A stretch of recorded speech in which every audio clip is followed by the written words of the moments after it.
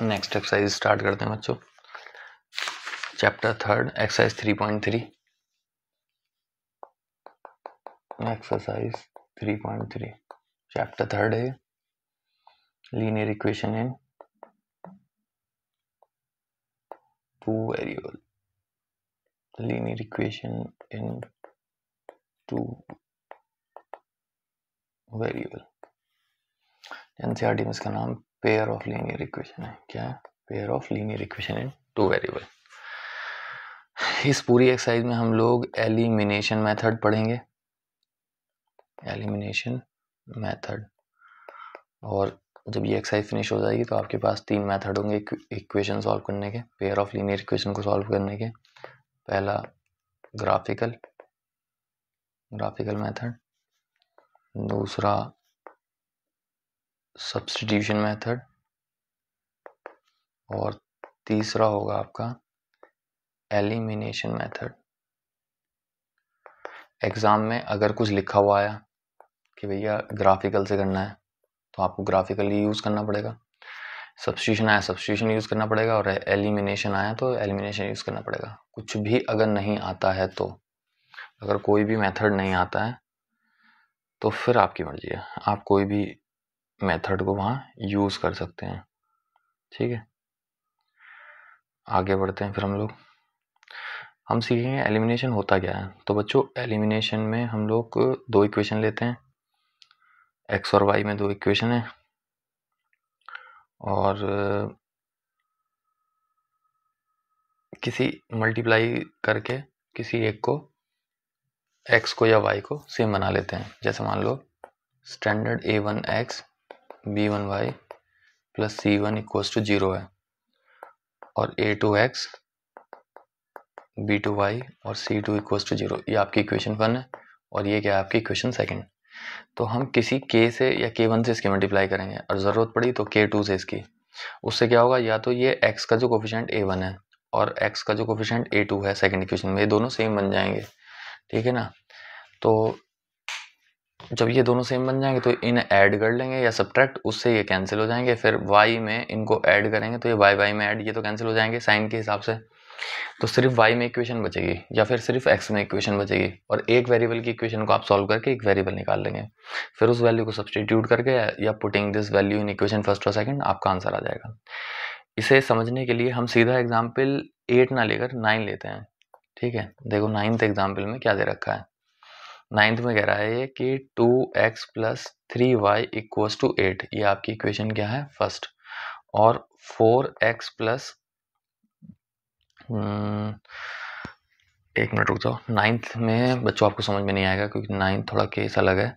ठीक है, मैं एक्सरसाइज में से कोई क्वेश्चन देख लेता हूँ सिर्फ आपको समझाने के लिए। ठीक है, चलिए अगर आप देखना चाहें तो एक्सरसाइज 3 वैसे तो अपनी मर्जी से भी बना सकते हो आप। 2x plus 3y equals to 17 और 3x plus 7y equals to 50। तो एक इक्वेशन ये हो गई बच्चों, एक हो गई ये। अब देखिए आप करेंगे क्या इसमें, या तो x के कोफिशिएंट सेम बना लो या y के। अगर इन दोनों x को देखो तो अगर मैं फर्स्ट इक्वेशन को 3 से और सेकंड को 2 से मल्टीप्लाई करूं तो ये भी 6 हो जाएगा और ये भी 6 हो जाएगा। तो बस आपको ये लिखना है कि मल्टीप्लाइंग इक्वेशन फर्स्ट, ये फाइंड आउट करना है पहले कि किससे मल्टीप्लाई करें। बहुत इजी होता है, मुश्किल नहीं होता। तो इक्वेशन फर्स्ट को 3 से मल्टीप्लाई करा तो ये कितना हो जाएगा 6x प्लस के 9y इक्वल्स टू 7 या 21, और ये हो गया 51। ये हो गई आपकी इक्वेशन थर्ड। और फिर इक्वेशन सेकंड को करोगे 2 से मल्टीप्लाई तो ये हो गया 6x प्लस के 7 2 जा 14y, और ये हो गया 100। ये हो गई आपकी इक्वेशन 4। अब आप इन दोनों को, क्योंकि इनके सबके साइन सेम है और इस वैल्यू को इसमें से आपको हटाना है। भाई 6 में से 6 को अगर मुझे 0 लाना हो आंसर तो मैं प्लस करूँ माइनस, तो माइनस करूँगा। तो यहाँ पे मैंने सब्ट्रैक्ट किया। ठीक है, तो ये कैंसिल हो गया। 14 में से 9 जाएंगे तो कितना बचेगा 5, और वो भी कैसा माइनस का। और ये 50 बन जाएंगे तो ये कितना बचेगा 49, और वो भी माइनस का। माइनस से माइनस कैंसिल हो जाएगा। y की वैल्यू 49/5। ठीक है, ऐसे सॉल्व, बस यही इसका आंसर हो गया। मतलब फॉर एग्जाम्पल अगर ये 50 होता, 50/10 होता तो इसका आंसर कितना होता 10 हो जाता, 50/5 सॉरी। अगर ये 50/5 होता तो इसका आंसर y की वैल्यू 10। फिर इस वैल्यू को आप इक्वेशन फर्स्ट में रखो, इक्वेशन सेकंड में रखो, थर्ड में रखो, फोर्थ में रखो, आपका आंसर क्या रहेगा, x की वैल्यू आ जाएगी। बस इसी तरीके से हम इसको क्वेश्चन को सॉल्व करेंगे। ठीक है, नहीं आएगा समझ में तो हर क्वेश्चन में हम एलिमिनेशन मेथड ही लगाएंगे, दूसरे में आ जाएगा फिर पहला वाला दोबारा कर लेना। तो हम सीधा एग्जाम्पल नंबर 1 पर आते हैं बच्चों। देखते हैं एग्जाम्पल नंबर 1 क्या कह रहा है आपसे। ये कह रहा है the ratio of the income of the 2 person. तो आपको रेशियो इनकम दे रखा है, तो आप लिखेंगे ratio of income of 2 person कितना दे रखा है, 9:7 दे रखा है।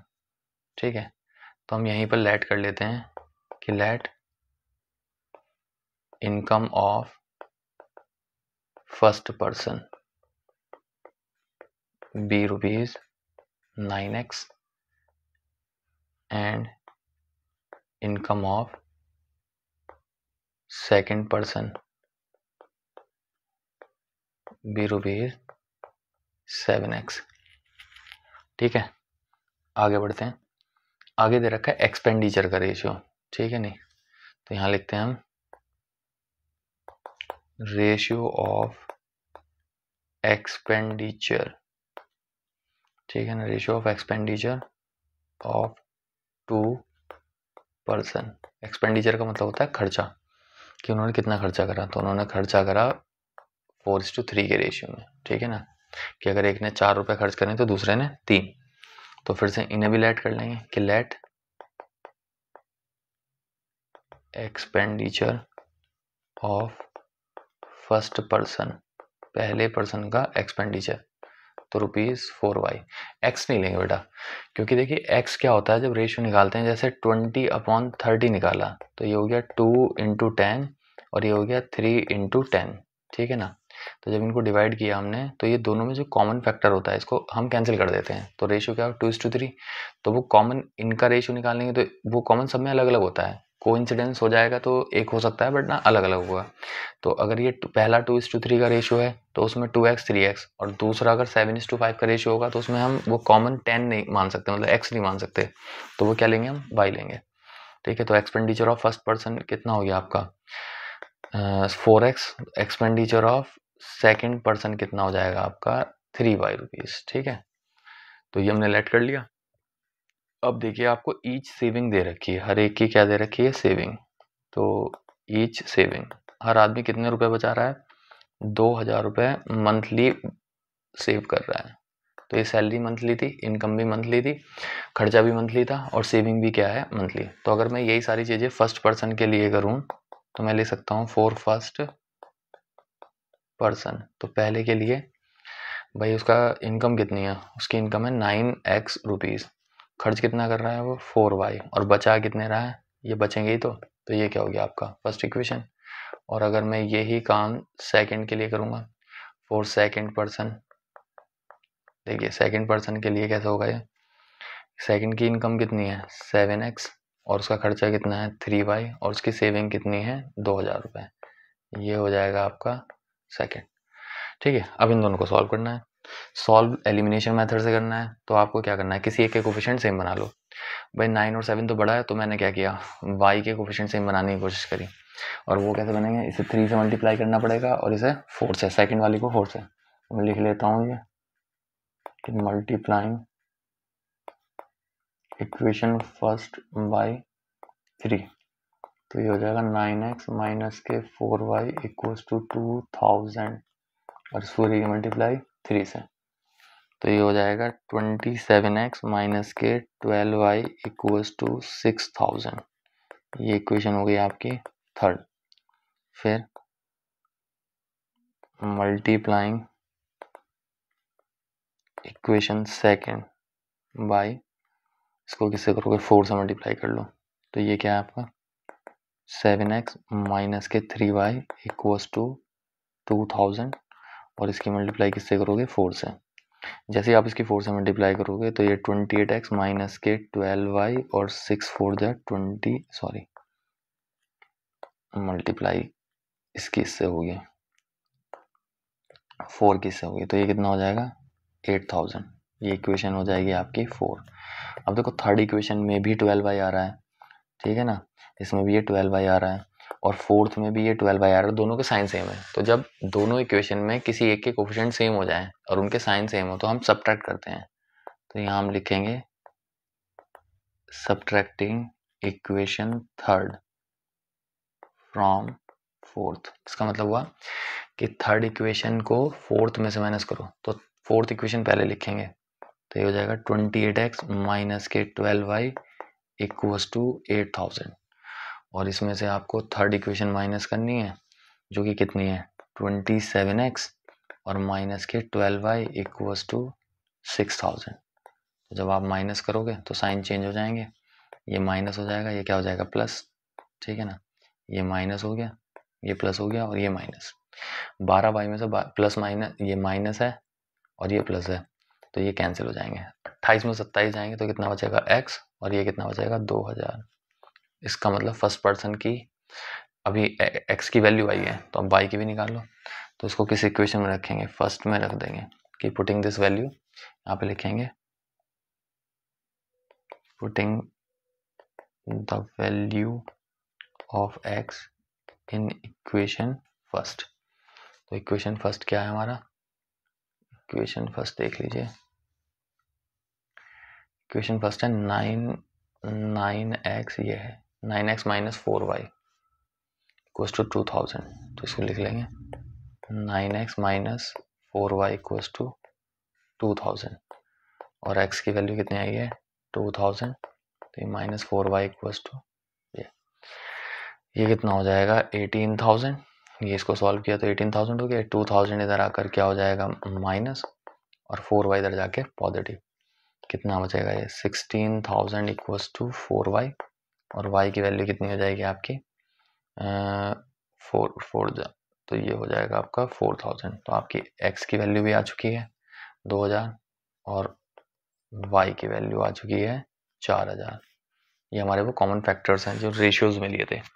पूछा उसने सिर्फ मंथली इनकम है, तो अगर उसने सिर्फ मंथली इनकम पूछी थी तो जब आपके पास x की वैल्यू आ चुकी थी तो आपको y की वैल्यू निकालने की भी ज़रूरत नहीं थी। आप बस यहीं पे लिख सकते थे कि कितना मानना है आपने। देखो यहाँ देख लीजिए, ये रहा, ये फर्स्ट पर्सन की मंथली इनकम है, ठीक है, कितनी 9x और x की वैल्यू कितनी है 2000। तो ये कितना हो जाएगा 18000 रुपीज़। 7x तो 7 इंटू 2000 तो ये हो जाएगा 14000 रुपीज़। ये हो गया आपका 18000, ये हो गया 14000, ठीक है बच्चों, 18000 और ये 14000, ठीक है। आंसर चेक कर लो, बिल्कुल सही है, 18 और 14000, ठीक है। चलिए नेक्स्ट क्वेश्चन लेते हैं। नाइन्थ एग्जाम्पल है, इसमें क्या दे रखा है 2x प्लस के 3y equals to 8, equation first हो गया, और 4x प्लस के 6y इक्वल्स टू 7, ये इक्वेशन सेकंड हो गया। अब देखिए इसमें क्या करेंगे, जो आपका फर्स्ट इक्वेशन है, अगर मैं इस फर्स्ट इक्वेशन को मल्टीप्लाई कर दूं 2 से तो हम यहाँ लिख सकते हैं कि मल्टीप्लाइंग इक्वेशन सेकंड, या हाँ सेकंड नहीं फर्स्ट बाय 2। तो हमें क्या मिलेगा 2x plus 3y equals to 8 और इसकी मल्टीप्लाई 2 से किया हमने, तो ये हो गया 4x प्लस के 6y और 8 टू 16। तो ये हो गई हमारी इक्वेशन थर्ड। अब देखो सेकंड और थर्ड इक्वेशन में 4x भी सेम आ गया और 6 भी सेम आ गया, तो अगर हम इन्हें सब्ट्रैक्ट करें, हम सेकंड में से थर्ड को सब्ट्रैक्ट करें तो कैसे करेंगे 4x प्लस के 6y इक्वल्स टू 7 और फिर नीचे क्या है 4x प्लस के 6y इक्वल्स टू 16, और अगर मैं इन्हें माइनस करूं तो ये भी कैंसिल, ये भी कैंसिल, तो एक तरफ कितना बचेगा 0 और एक तरफ कितना बचेगा माइनस के 9, जो कि इक्वल नहीं आया, ये क्या हुआ फॉल्स, तो यानी इसका कोई सॉल्यूशन नहीं होगा, नो सॉल्यूशन, ठीक है। ग्राफिकली अगर जाओगे तो आपको दो स्ट्रेट लाइन मिलेंगी और दोनों आपस में क्या होंगी पैरेलल होंगी, यानी आपस में ये इसका कोई सॉल्यूशन नहीं होगा। बताइए समझ में आया नहीं आया। चलिए नेक्स्ट एग्जाम्पल की तरफ बढ़ते हैं। 10th काफ़ी आता है, इसको 2 डिजिट के नाम से जानते हैं, 2 डिजिट नंबर। पहले समझते हैं हम लोग कि 2 डिजिट नंबर होता क्या है। तो एक एग्जाम्पल ले लेते हैं 23। अगर तुम इस 23 को देखो तो इसमें यूनिट डिजिट है 3 और टेंस पर क्या है आपका 2, तो हम इसको लिख सकते हैं 2 इंटू, ये टेंस प्लेस पर है तो 10 से मल्टीप्लाई, और ये यूनिट प्लेस पर है तो यूनिट से। ठीक है, तो ये 2 इंटू 10 कितना हो जाएगा 20, और 3 बन जा 3, तो आपस में प्लस करोगे तो नंबर आ जाएगा। तो इस तरीके से फॉर्मूला हो गया। ठीक है, 2 डिजिट का फॉर्मूला। तो ये 2 क्या है यहाँ पर, 2 है आपका डिजिट एट टेंस प्लेस, ये क्या है डिजिट एट टेंस प्लेस, और इसकी मल्टीप्लाई किससे करी आपने 10 से। फिर ये 3 क्या है आपका, ये है डिजिट एट यूनिट प्लेस, ये है डिजिट एट यूनिट प्लेस, और इसकी मल्टीप्लाई किससे करी आपने 1 से। तो ये हो गया आपका 2 डिजिट नंबर, 2 डिजिट नंबर। ठीक है, आई थिंक आपको समझ में आया होगा।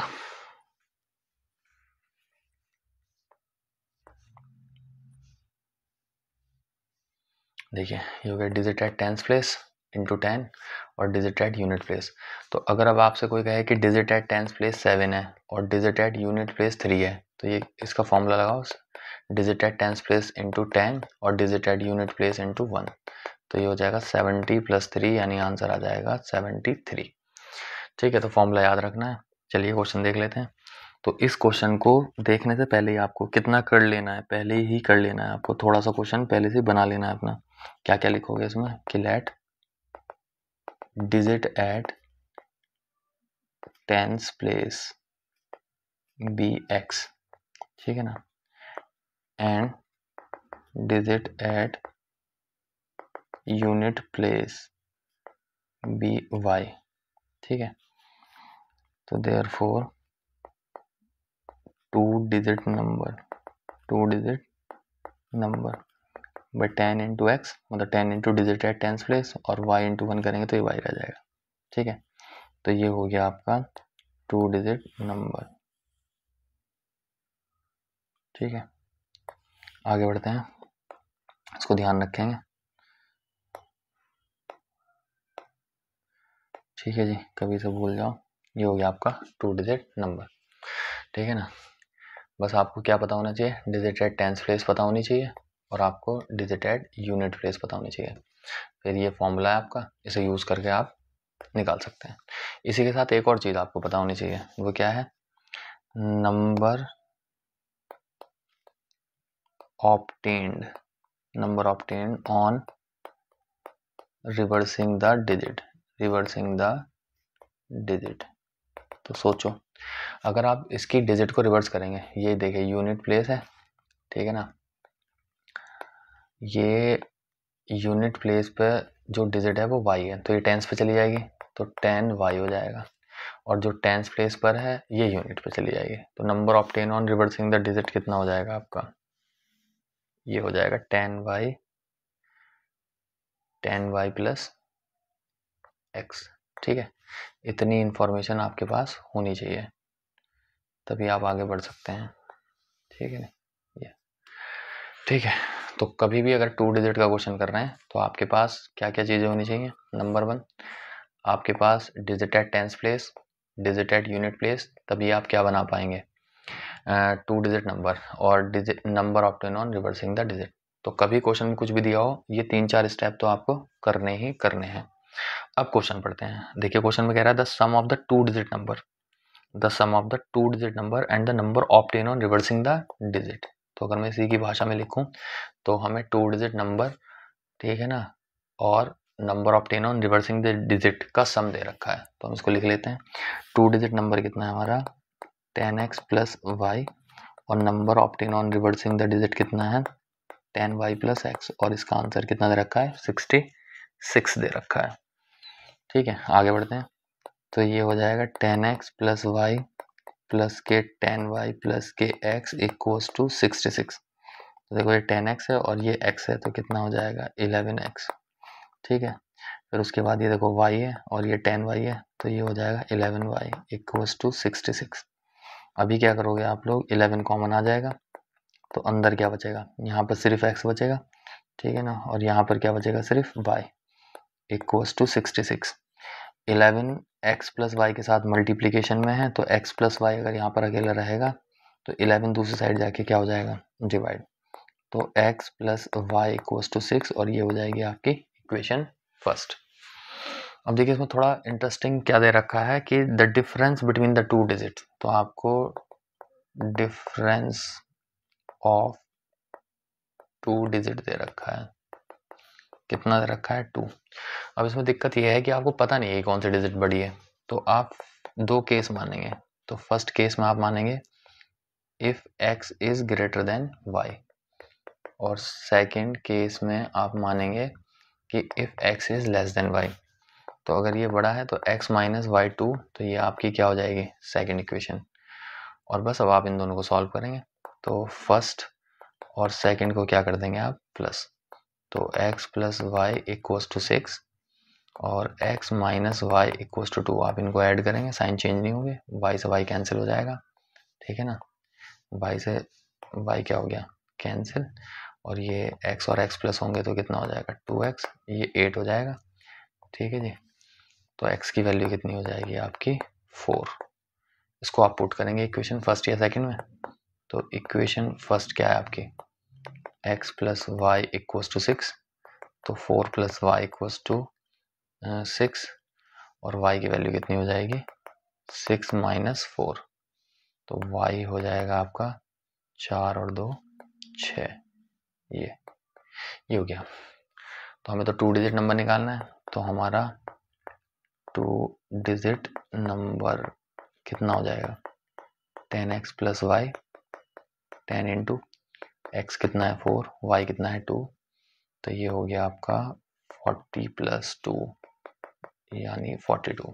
यहाँ लिख सकते हैं, ओहो two digit number 10x plus y था, बस इसमें x और y की हमने क्या करा वैल्यू रख दी, ठीक है, और हमारा नंबर हो गया 42। तो एक साथ लिख सकते हैं two digit number equals to 42, ठीक है। ये फाइनली हमारा एक आंसर हो गया।